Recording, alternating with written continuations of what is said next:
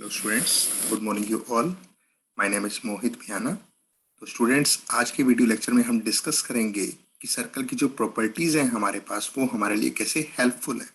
ठीक है, तो now I am going to see my screen. This is my screen. देखिए स्टूडेंट्स, आज हमने डिस्कस करना है angle subtended by an arc of a circle. अब हमारे पास क्या है कि जो आर्क है उसने एक एंगल सबटेंड किया हुआ है, किसी भी पॉइंट पर हो सकता है, वो ऑन द सर्कल भी हो सकता है और इनसाइड द सर्कल भी वो पॉइंट हो सकता है। ठीक है, तो हमने वो देखना है कि एंगल जो सबटेंड करते हैं हम, वो कैसे करना है। जैसे हमारे पास दो टाइप्स की आर्क है, कौन कौन सी? माइनर आर्क और मेजर आर्क। ठीक है, तो हम स्टार्ट करते हैं रीडिंग। देखिए स्टूडेंट्स, क्या है इसमें। You have seen that the endpoints of a chord other than diameter of a circle cuts it into two arcs, one major and other minor. तो हमने क्या देखा है कि जो हमारे पास एंड पॉइंट्स हैं कोड के, वो कोड कौन सी? डायमीटर से जो दूसरी कोड है हमारे पास, एक तो डायमीटर क्या होती है? लॉन्गेस्ट कोड होती है और ये सर्कल के सेंटर से पास होती है। लेकिन हम कौन सी कोड कंसीडर कर रहे हैं? दूसरी code other than diameter of a circle. ये क्या करती है? कट्स इट इनटू, ये किसको कट करती है? सर्कल को कट करती है दो आर्क्स के अंदर। कौन कौन सी? एक मेजर होती है और दूसरी माइनर होती है। If you take two equal chords, what can you say about the size of arcs? अगर हम दो इक्वल कोड ले लें तो उस केस में हमारे पास जो साइज ऑफ आर्क होगा वो क्या होगा, वो हम क्वेश्चन यहाँ पर आंसर उसका देंगे। Is one arc made by first code equal to the corresponding arc made by another code? क्या ये ठीक है कि जो एक कोड ने, जो हमारे पास एक कोड है, is one arc made by first code, तो जो पहली कोड ने आर्क बनाई क्या वो इक्वल है दूसरी आर्क जो दूसरी कोड ने बनाई उसके? In fact they are more than just equal in length. आगे देखते हैं हम। They are congruent in the sense that if one arc is put on the other without bending or twisting, one superimposes the other completely. तो अगर हम दोनों arc को एक दूसरे के ऊपर रख दें तो ये सुपर इम्पोज कर देती हैं, एक आर्क को दूसरी आर्क से दिखने ही नहीं देती। ठीक है, तो आगे हम देखते हैं। You can verify this fact by cutting the arc. अब हम कैसे इस फैक्ट को वेरीफाई कर सकते हैं? कट करके आर्क को। कोरस्पॉन्डिंग टू द कोड, अब हमारे पास एक ये सी डी कोड है और एक हमारे पास ये ए बी कोड है। तो ए बी कोड ने ये जो नीचे वाली हमारे पास आर्क है, ये कौन सी आर्क होगी? Minor arc. और ये जो ऊपर वाली आर्क है, ये कौन सी आर्क होगी? Major arc. ऐसे ही अगर हम सी डी के केस में देखें, ये जो सी डी कोड है, इसने नीचे वाली अगर आर्क को हम कंसिडर करें तो ये कौन सी आर्क है? Minor arc.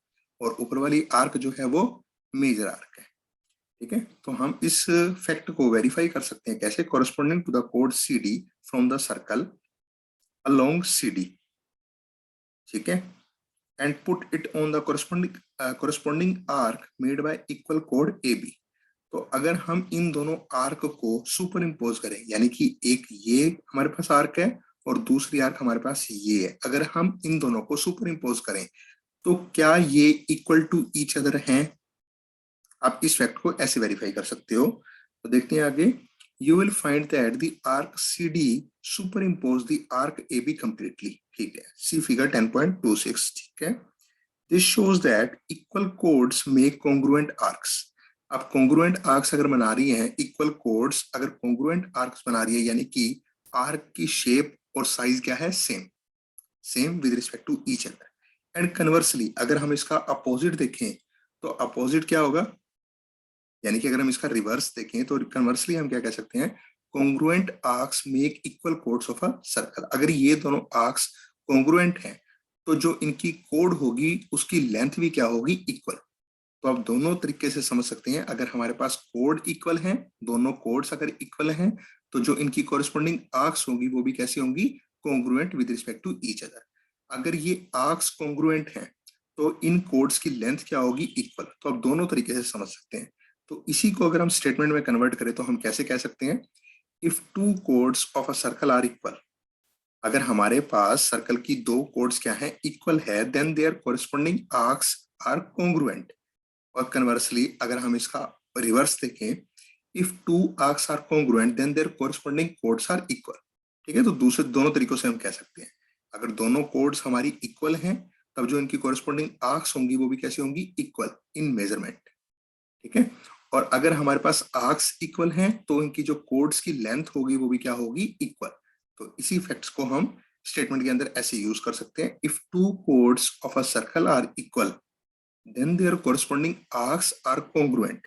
तो एक तो स्टेटमेंट ये होगी, और अगर हम कन्वर्सली अगर हम इसका रिवर्स देखें तो वो क्या है, if two arcs are congruent then their corresponding chords are equal in measurement. ठीक है, आगे बढ़ते हैं हम।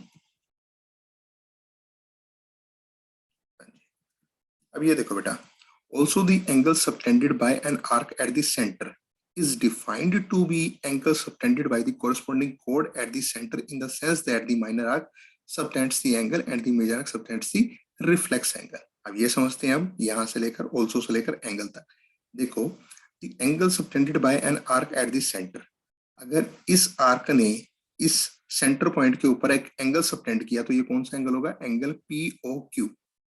ठीक है, अब इसको हम कैसे डिफाइन कर सकते हैं, The angle subtended by an arc at the center is defined to be, कैसे डिफाइन किया गया है, angle subtended by the corresponding code. अगर ये कोड हम कंसीडर करें और इसने जो एंगल सबटेंड किया होगा in the sense that the minor arc subtends the angle and the major arc subtends the reflex angle.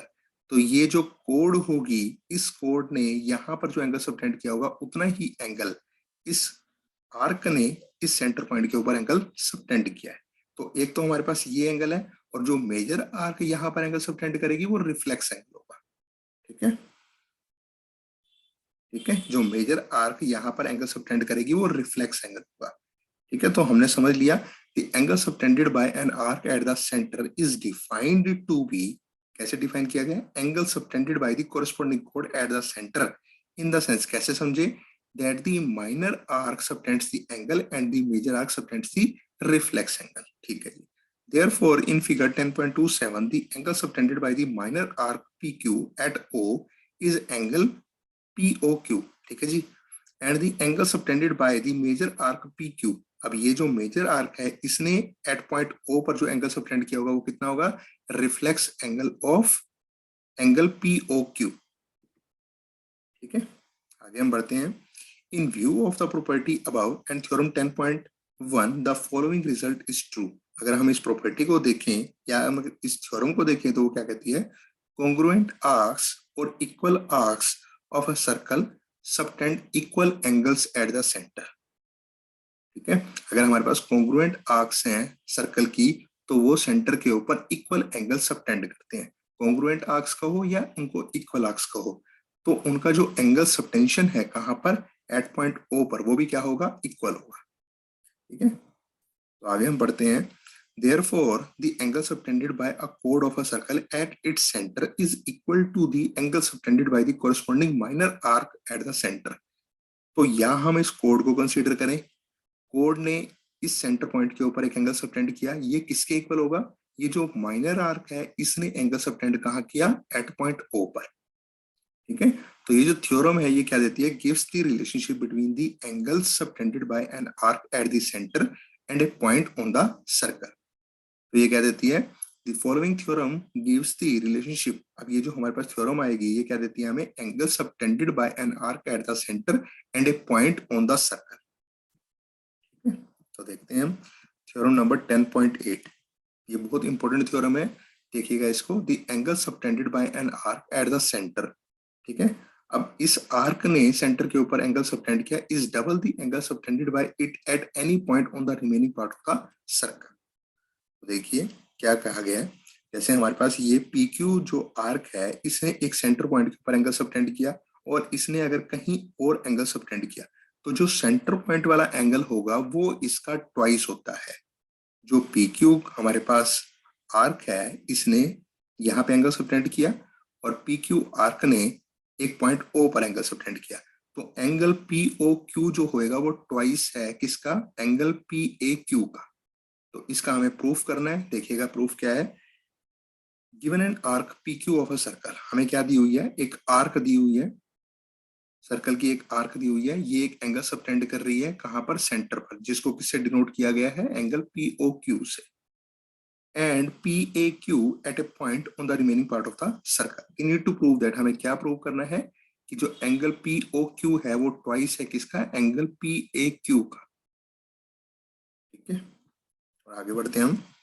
देखो, कंसीडर दी 3 डिफरेंट केसेस। अब हमारे पास क्या है बेटा, 3 डिफरेंट केसेस हैं जो हमें बताए हुए हैं फिगर 10.28 में। फर्स्ट में क्या है, आर्क PQ इज माइनर, तो ये जो PQ आर्क है ये माइनर आर्क है। सेकंड के अंदर हमें क्या बताया हुआ है, आर्क PQ जो है वो एक सेमी सर्कल है। और थर्ड के अंदर आर्क PQ जो है, ये जो है आर्क, ये कौन सी आर्क है, हमारे पास मेजर आर्क है। तो हमारे पास 3 डिफरेंट केसेस लिए हुए हैं। एक में हमने माइनर आर्क कंसीडर किया हुआ है, एक में हमने सेमी सर्कल कंसीडर किया हुआ है, एक में हमने मेजर आर्क कंसीडर किया हुआ है। तो मेजर आर्क ने यहाँ पर सेंटर के ऊपर एंगल सबटेंड किया, और इसी मेजर आर्क ने अगर एट पॉइंट ए पर एंगल सबटेंड किया, तो angle POQ is twice of that of angle PAQ। तो हमें ये प्रूव करना है। तो हमारे पास 3 डिफरेंट केसेस होते हैं। अब इसका प्रूव हम कैसे करेंगे, देखिए थोड़ी सी कंस्ट्रक्शन करनी पड़ेगी। Let us begin by joining AO and extending it to a point P। ठीक है, तो हमने A को A से ज्वाइन कर दिया, और इसी लाइन को हमने एक्सटेंड किया कहां तक,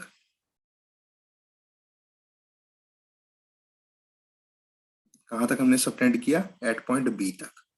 ठीक है, तो आगे देखते हैं हम।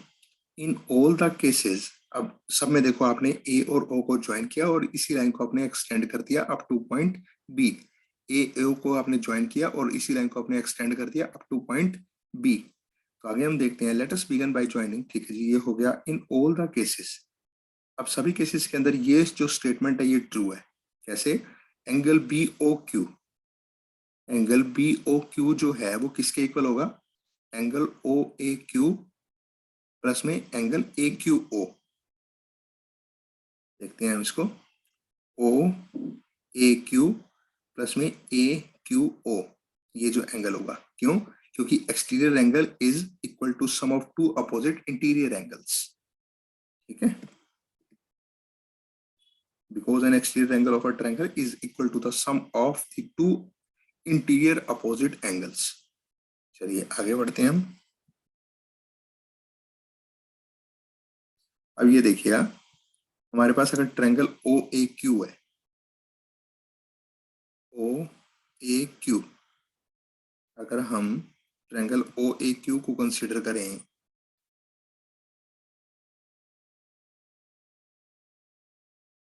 OA equal to OQ because radius of a circle, angle, अब ये देखो अगर ये रेडियस है तो angle OAQ equal to angle OQA होगा, क्योंकि थ्योरम नंबर 7.5 यहाँ पर यूज की जा रही है।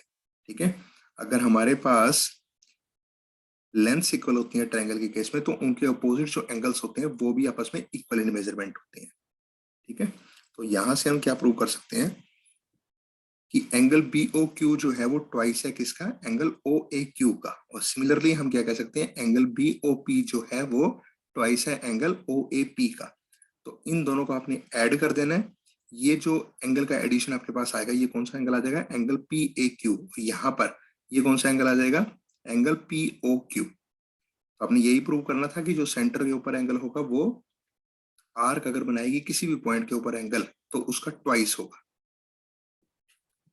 ठीक है, for the case third where PQ is the major arc and, तो ये हमारे पास जो हो जाएगा रिफ्लेक्स एंगल हो जाएगा, ये ट्वाइस ऑफ एंगल PAQ हो जाएगा। ठीक है जी, अब हम रिमार्क देखते हैं। देखो जो इसके अंदर नोट करने वाली बात है वो आपको रिमार्क्स में दिखाई गई होती है। Suppose we join points P and Q। अब हम क्या कर रहे हैं, ये देखो, suppose we join points P and Q and form a chord PQ in the above figures। अब हम क्या करते हैं, अगर हम इन दोनों को ज्वाइन कर दें, ठीक है, अगर हम इन दोनों को ज्वाइन कर दें P और Q को with the help of line, तो हमारे पास एक कोड आ जाएगी। Then angle PAQ is called the angle formed in the segment PA। ये देखो, then angle PAQ is also called the angle formed in the segment PAQP.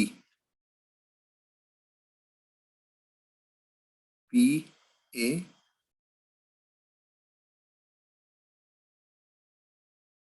अच्छा, अगर हम इन दोनों को ज्वाइन कर दें तो हमारे पास ये जो एंगल होगा एंगल PAQ, इसको हम क्या बोल सकते हैं, angle formed in the segment PAQP।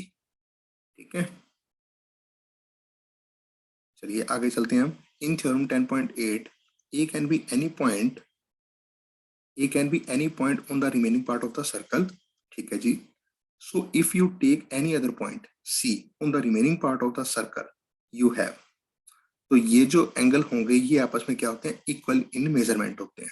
क्योंकि ये देखो ना, एंगल POQ जो होगा वो ट्वाइस ऑफ एंगल PAQ होएगा, और एंगल POQ जो होगा दूसरी ओर हम कह सकते हैं कि ये ट्वाइस ऑफ एंगल PCQ होगा। तो अगर POQ दोनों लेफ्ट साइड बराबर है तो राइट साइड भी डेफिनेटली बराबर होंगी।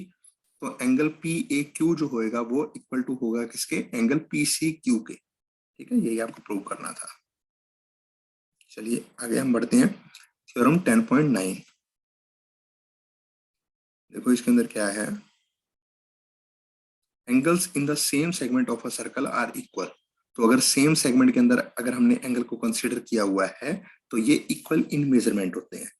ठीक है, again let us discuss the case second of theorem 10.8। Here angle PAQ is an angle in the segment which is a semi circle. तो PAQ जो होएगा वो 90 डिग्री होगा, क्योंकि POQ जो है वो कितना है, 180 डिग्री। तो 180 इंटू में हाफ कितना हो जाएगा हमारे पास, 90 degree. If you take any other point, again you get that angle PCQ equal to 90 degree. Therefore, you find another property of the circle as angle in a semicircle is a right angle. ठीक है, तो semi circle के अंदर अगर हमने कोई angle consider किया तो वो कितने डिग्री का होगा, 90 डिग्री का। कन्वर्स भी ट्रू है, अगर हमारे पास कहीं पर भी एंगल सेगमेंट के अंदर अगर हमारे पास कहीं पर भी एंगल 90 डिग्री का आ जाए तो वो डेफिनेटली वो सेगमेंट जो होगा वो एक सेमी सर्कल होगा।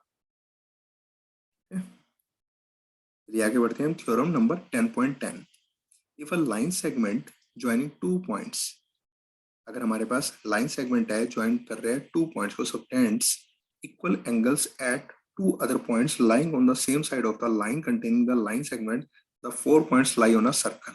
ये हम समझेंगे। देखो क्या कह रहा है, अगर हमारे पास क्या है, एक लाइन सेगमेंट है joining two points, subtends equal angles at two other points.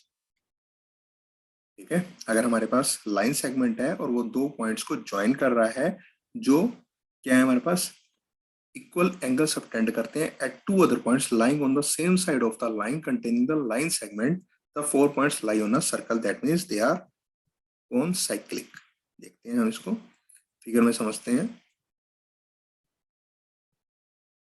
देखो हमारे पास अगर ये एक लाइन सेगमेंट है और इसको हमने अगर कंसीडर किया, ठीक है, इस पॉइंट को हमने इन दोनों से जोड़ दिया, और एक हमारे पास ये तीन पॉइंट्स हैं, अगर हम इन तीनों को, डी पॉइंट को भी हमने ए और बी से जोड़ दिया, तो देखो you can see the truth of this result as follows.